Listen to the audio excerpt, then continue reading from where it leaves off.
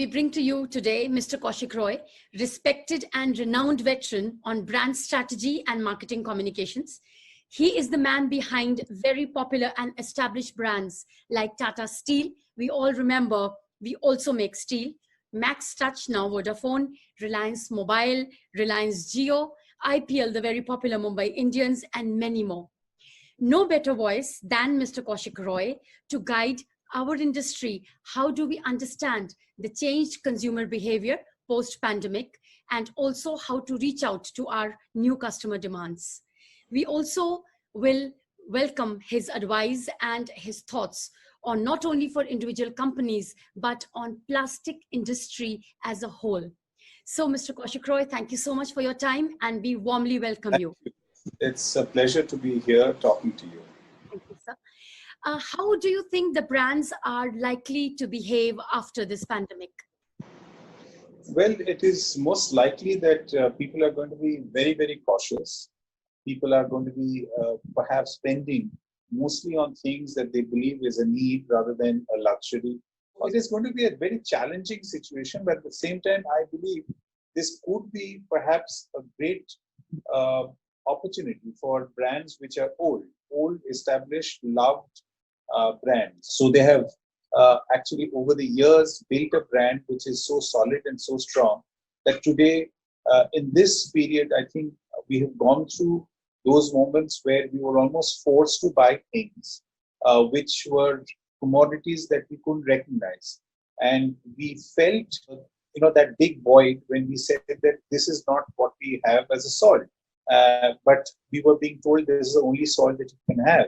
And that is the moment, consciously or unconsciously, we actually expressed that we trusted certain brands, which if they're not given to us, we are going to be feeling the lack of it, or that trust is gone from our lives. So this is therefore a very good time for those brands to actually continue to be visible. But at the same time, every opportunity also is a challenge, because if it is an opportunity for old big brands, it is perhaps also an opportunity for a new brand, because a new brand can build empathy by being seen as more understanding of your situation. You will find that suddenly there are lots of small brands who are not very well known or well established, who are switching their kind of communication in a manner that the brand is coming across as a responsible brand, because it's trying to tell me that it tries to understand my situation. So these are also these kind of opportunities where new brands can definitely make a certain kind of impact. So in terms of consumer behavior, I think for a very long time, until the vaccine arrives, and I believe it's not going to be soon, we are going to be very, very cautious. So what happens to those brands that have been a part of our lifestyle existence? I think those are the brands which will have to rethink their strategy to become such that they will be made available to us. They will have to come to us rather than us going to them. Therefore, e-commerce, which of course was already something that was pretty well established, is now going to be totally cemented in our lives. Almost all decisions and all purchases, I think, are going to be driven through e-commerce. So that is therefore going to be the very big thing. So it's a brand, and how it's going to be fulfilling my requirements in terms of the last mile and the delivery. Thank you. That really helps. How will the media mix for marketing change in this change scenario now, sir?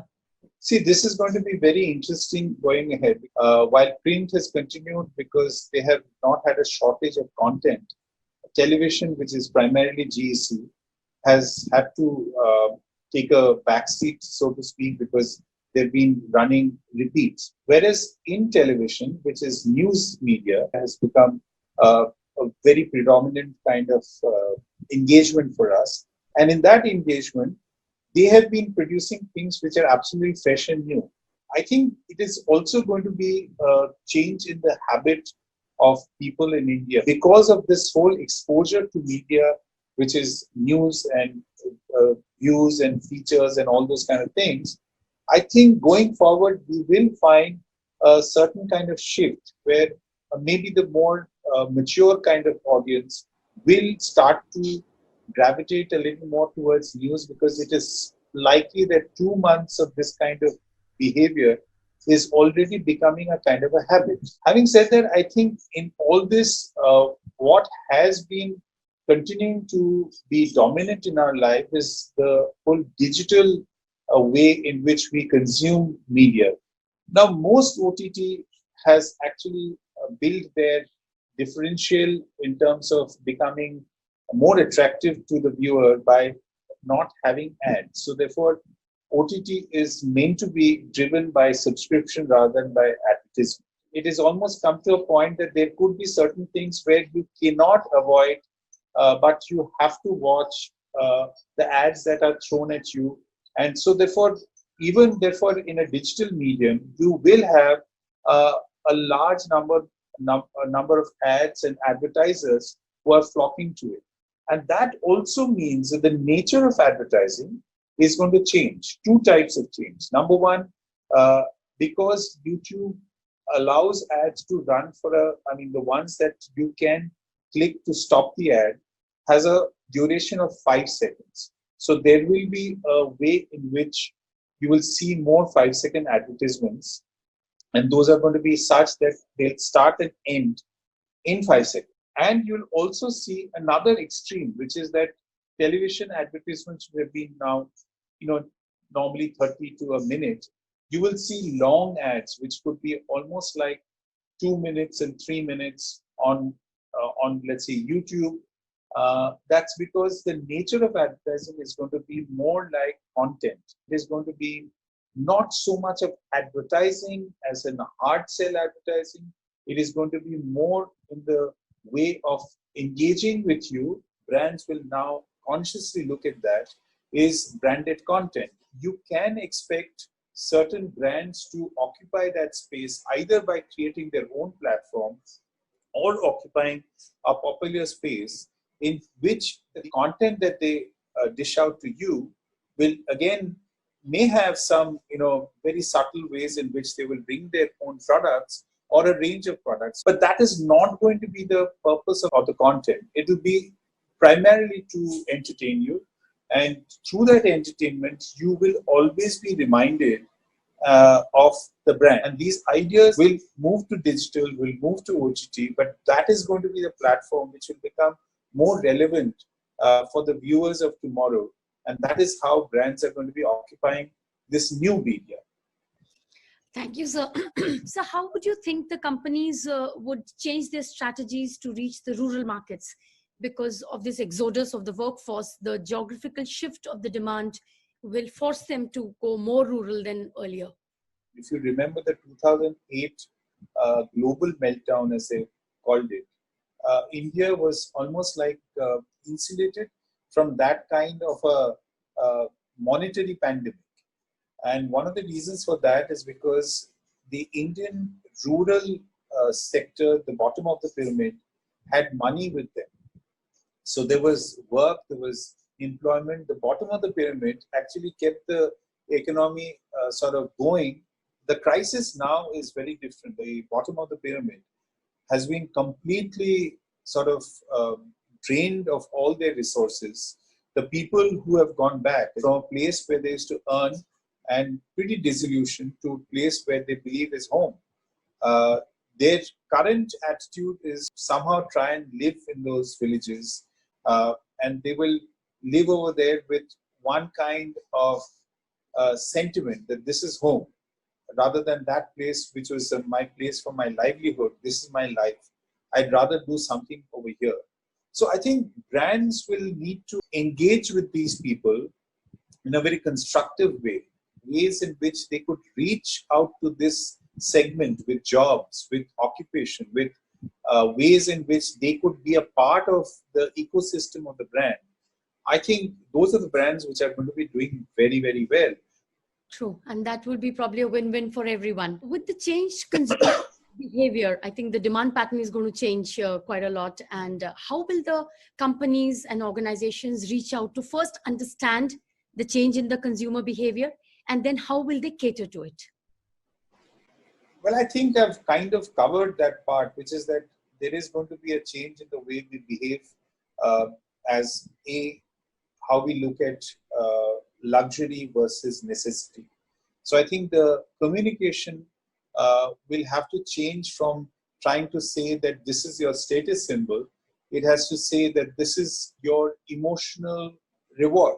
So therefore, the rationalization that is going to take place will obviously have to make brands understand that their portfolio and the mix will have to change. They can't be, hoping that luxury goods, which are probably seen as, you pay, as they say, you pay for the brand rather than the product, may not be doing so very well. And as I said, that the delivery mechanism is going to be very important. It is going to be how you reach out to them, and that's something I must mention, that now there is going to be a great opportunity for brands to look at their packaging. Our packaging can possibly become a very, very important part of our marketing mix. You know, a packaging material is actually advertisement, because when you pick up a packaging material, you look at it, you read it, you get to know more about the product. In a way, that packaging very often has been ignored. So a packaging which is done innovatively, which has a way in which I will engage with the packaging, I will look at it, I'll read it, and at a time when maybe I will not be so paranoid, I may even think of recycling that packaging. The indigo containers that used to give when you were on a flight. So you actually brought those little tin boxes home, and you used it for a whole host of reasons. And that was the success of the brand talking to you in a manner that you were carrying their packaging material home and making it a part of your life. For an old brand who's always had a certain kind of a look to its packaging, and its overall branding, so to speak, might suddenly realize that the branding is no longer going to be seen in a store, because I may not be visiting a store.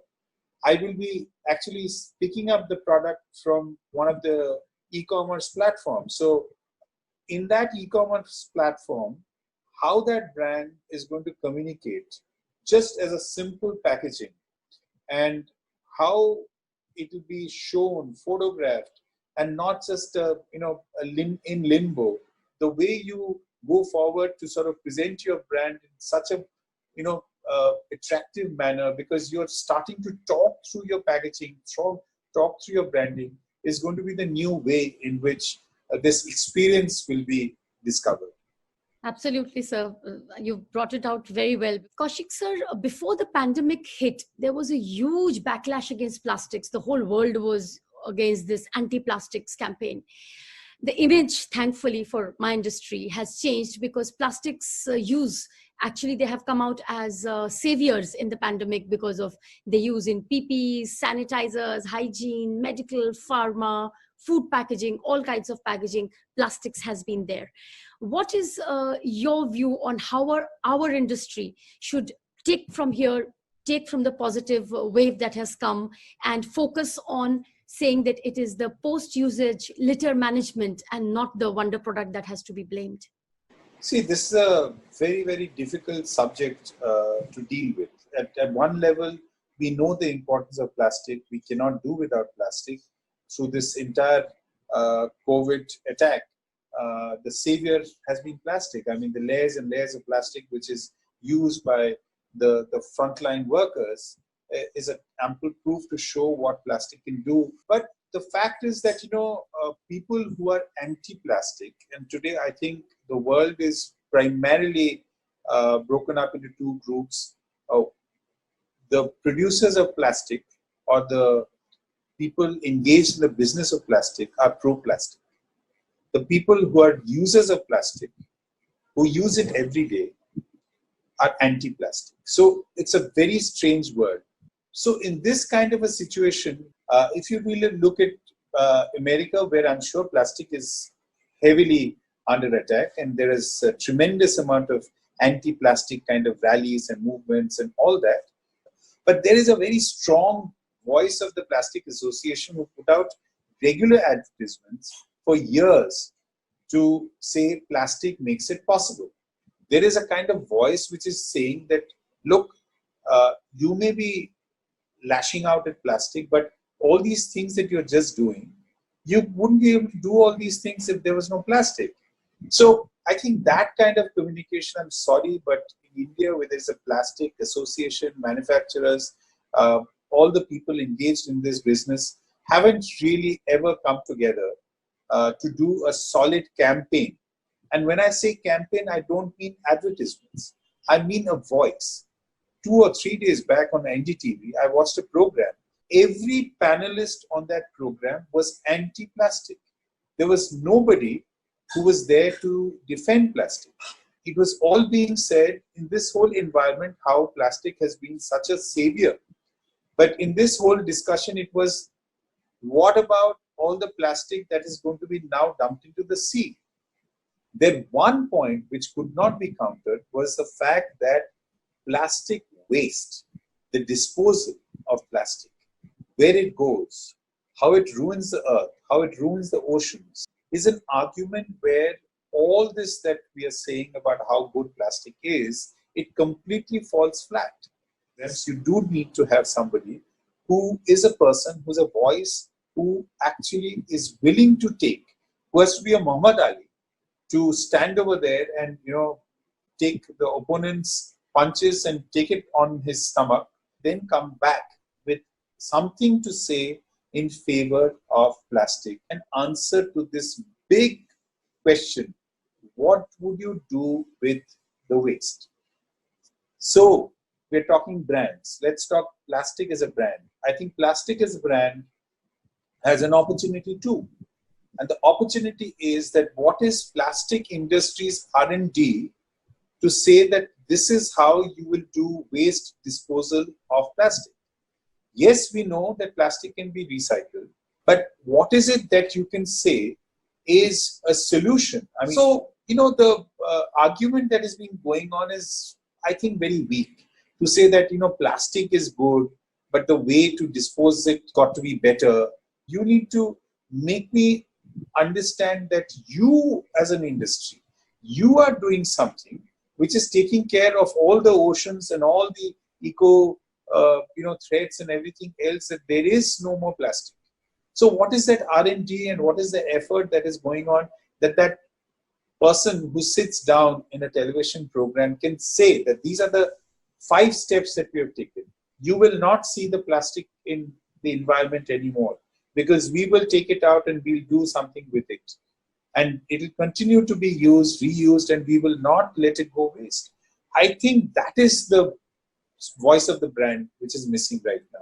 When I remember Jaggi Vasudev actually spoke out once, and I thought that's the kind of voice. He said that plastic is a fantastic thing. And this is the greatest invention of the 20th century. It is just that we don't know how to use it.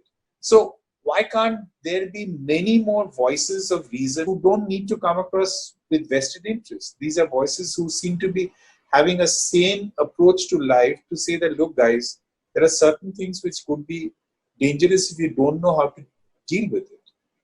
I think, sir, yes, I think this message will be really good for our industry because we do need our brand ambassador, as to say, not one, but multiply by many. There have been a lot of discussions going on. The government has been putting up the SUP rules. They have been banning different states. We've gone through the whole cycle, but what the industry would apparently do now, I would assume, is that the raw materials, as well as the converters, as well as the FMCG companies who are the actual, users of our packaging, all of them come together. They devise a simple, emotional, correct messaging which every common man can understand. You need to have a campaign to say plastic is here to stay. We need to dispose it in a better way. Absolutely. The tagline that you've used, sir, you're such a big marketeer and the brand person, a copywriter. This is a beautiful message you gave to us. Well, you prompted me, so I suddenly thought that. It's beautiful, really. Yeah, plastic is here to stay. I mean, who can deny that? At this juncture, I remember very many years ago, you actually made that movie, which has been one of my favorites, Apna Asman. And the protagonist, Irfan Khan, if you remember, he was a plastic salesperson, and he did bring out the benefits of plastic at that point of time, which is ironically so relevant today. What are your thoughts coming at this point? Well, actually, I little while ago I spoke about branded content. I believe that is a very good example of what I mean by branded content. If plastic is a brand, and since it was, in fact, my film was largely sponsored by the Plastic Association, and but I don't think there was anybody who ever asked me the question, have you taken money from Plastic Association? No, nobody. I don't know till now, till you told me now. I've watched that movie twice. Yeah, so that is what I'm saying, that when you communicate in a branded content, you should do it in a manner that it will be under the skin.